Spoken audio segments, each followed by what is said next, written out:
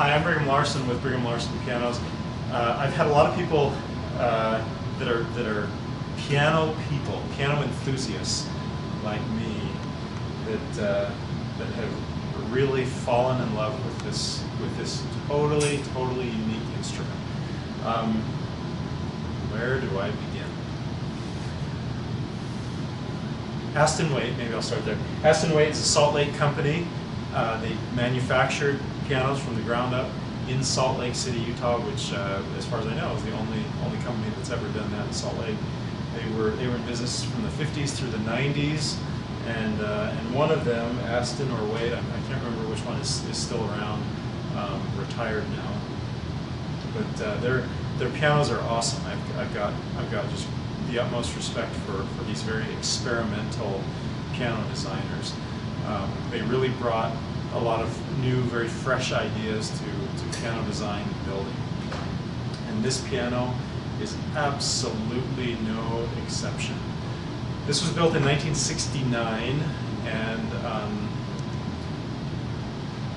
I talk about a few of the very unique features about this piano.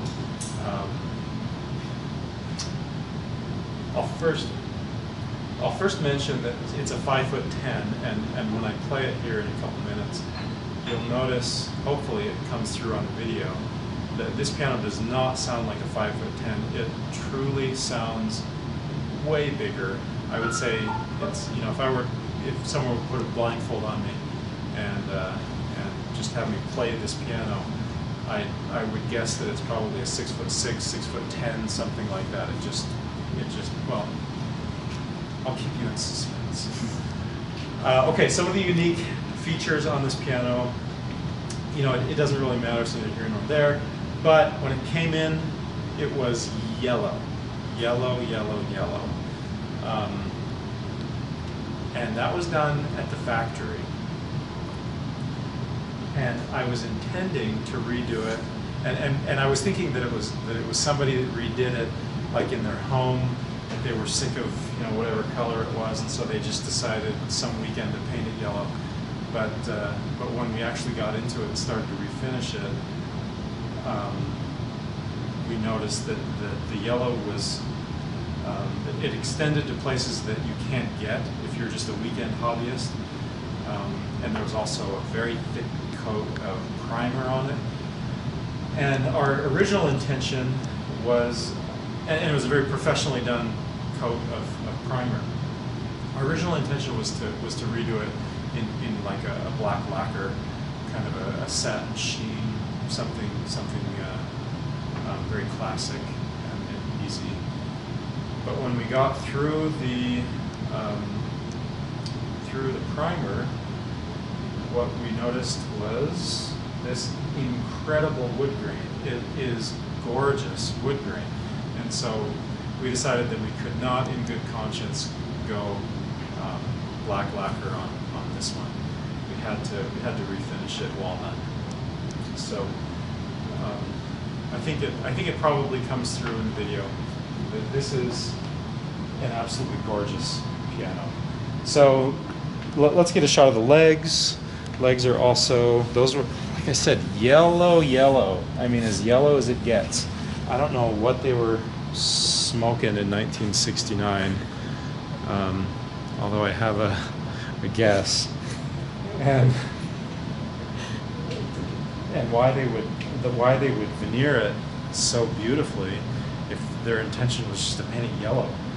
Okay, enough about the cosmetics. Cosmetics are beautiful. They're perfect. All of the metal hardware too, the pedals, the brass, everything is in perfect condition. Cosmetically inside here, it's immaculately clean. I mean, it looks like it's brand new. We've gone over it in the shop just super thoroughly, and it's very clean. Okay, cosmetics are done. Let's get to some of the really unique aspects of this piano. First of all, you've probably noticed in the video, if you haven't, notice the side that the lid is on. Every other piano in the shop, and frankly, probably just about every other piano except there might be another twin of this piano somewhere here in the state or in the country somewhere. But I don't know of any other piano that I've ever worked on that hinges on this side. That's the kind of unique thinkers that they have in the design shop at Astin Weight, circa 1969. Okay, I think I realize though why they're doing it. They're not doing it just to be fun or just to be cute. The reason that they're doing it, and this gets back to what I was talking about a few minutes ago, this piano sounds enormous. And one of those reasons is the soundboard is giant. Usually the soundboard cuts off right here, and it's got probably 1/3 less surface area than this soundboard has. Because of the giant soundboard and hinging on this side, the overall shape, kind of it's not totally oval shape. It kind of skews to the bass side. Because of that, they could expand the soundboard way bigger. Like I said, probably 33% bigger than any other soundboard, and maybe even more, maybe even 50%. I don't know. I'm just guessing here, but it's a giant soundboard, especially for a 5'10". You know, about the same size soundboard as, say, a 6.5, 6'10" piano, which is what it sounds like to me. Okay, then they've got some really extreme angle on the bass strings. You see where the bass strings cross over the soundboard. That's part of the innovation, and I know what they're doing there too. So the soundboard, the way it works is it moves air like a speaker, like an amplifier. That's what's going on with your earbuds on your iPhone. Is you've got little speakers that are moving air just a little bit, so you can perceive the sound. Soundboard does the same thing. It moves air, and it's only fastened around the perimeter. It's free floating in the middle, and those strings go over the bridge that's connected to the soundboard, and all of that vibrates together. So the strings vibrate, causes the bridge to vibrate. Actually, let's get a shot of this. This is a cool, since we happen to be here, this is a cool little demonstration of a soundboard. It's only fastened around the perimeter there, allowing it to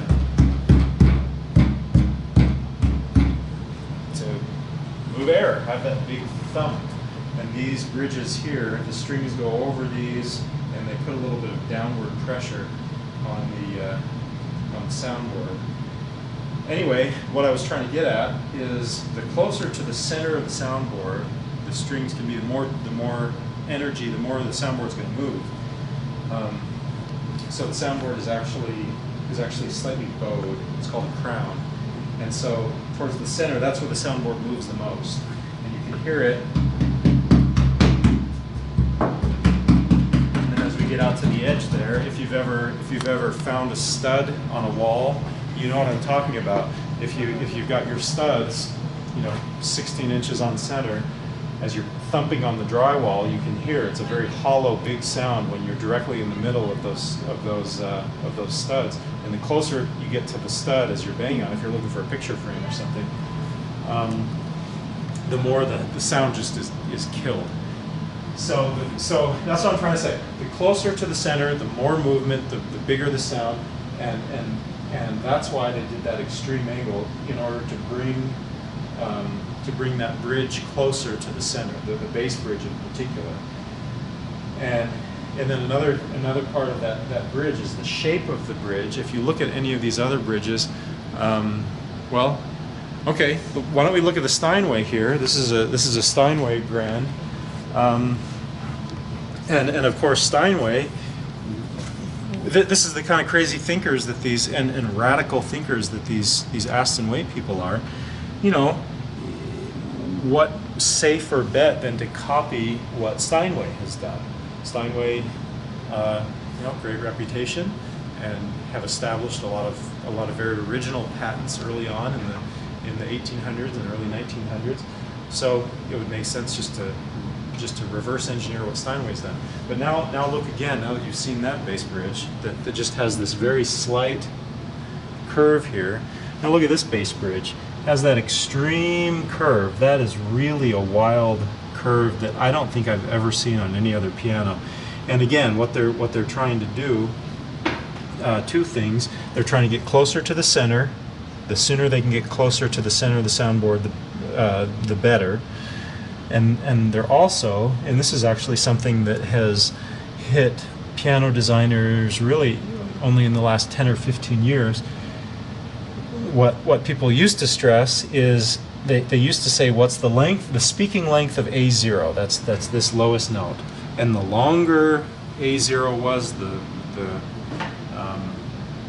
don't know, the more salesmen could brag about how long A0 is. But what they're realizing now is it's not necessarily about how long the speaking length is. It also has to do with the tail. The tail is right here. It's muted out here with this felt. But there needs to be a balance. If you have a little tiny short tail, one, that means the bass bridge is far back, and two, that means that it's gonna cause more impedance on the soundboard, preventing it from vibrating. But if you have a nice long tail, it frees up the bridge and the soundboard to move a lot more. So there are just a few of the unique aspects of this. Oh, one more, an important one that I'm not mentioning. This has a Renner action in it, which, if you're a piano enthusiast, again, you will absolutely instantly recognize the name Renner. The Renner is nearly universally recognized as the very best action in the world. A lot of Steinway enthusiasts would disagree. They think the Steinway action is better, although Steinway actually has two plants. New York Steinway, they use their own action, but then there's also the Steinway plant in Hamburg, Germany, where they use the Renner action. So, and by the way, lots of other examples. Basically, all of the top manufacturers in the world, throughout Germany, throughout Europe, they all use Renner actions. That's no coincidence. This is the best. Okay, and this Astin Weight uses that. Okay, all right, let's hear it.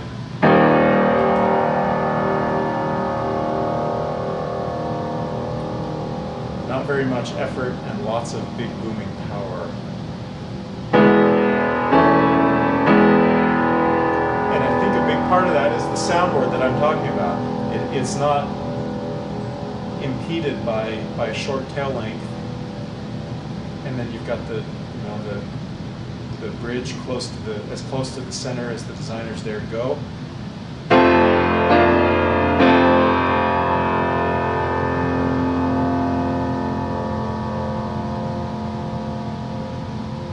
And then you've got that giant soundboard.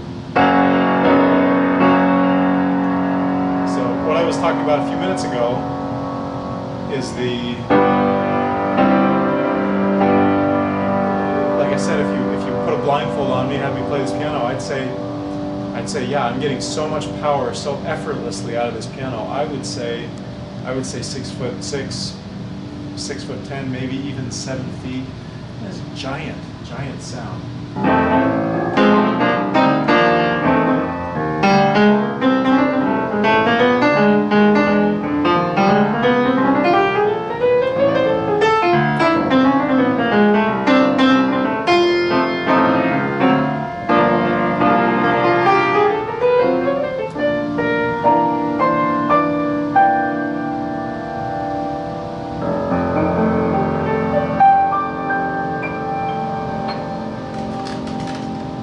This piano hasn't been tuned in a little while, but it sounds like it was just tuned yesterday. So, tuning stability definitely has going for it.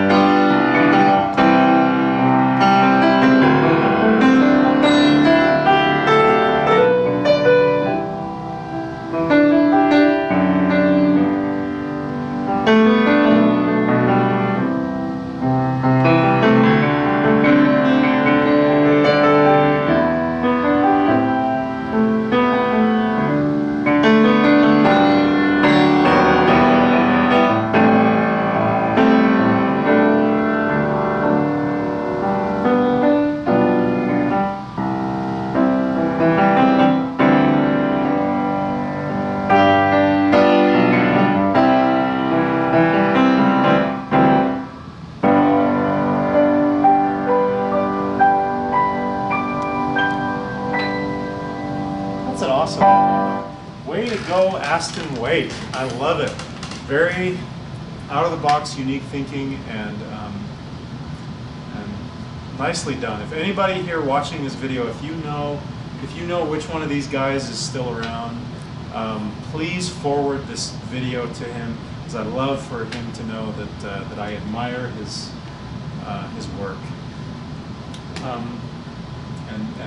And thanks for leaving a legacy of such a unique, cool instrument. And by the way, I've had several people that are enthusiasts that have suggested and some pretty serious enthusiasts. One was a top piano person in the valley here, a teacher that is very well known, and she said that I need to contact some piano museums to put this in a piano museum. I have no idea how I would go about putting this in a piano museum, but anyway, so she was someone that that recognizes how unique this was. Anyway, and she, I think she admires the uniqueness and the tone and the touch like I do, and as I've expressed in the video. So come check it out, 1497 South State. Call me on my cell, 801-830-0011 is my contact information. Or if you're a piano museum, then by all means come. You're welcome to come check out this very unique piece of piano history. Thanks for watching.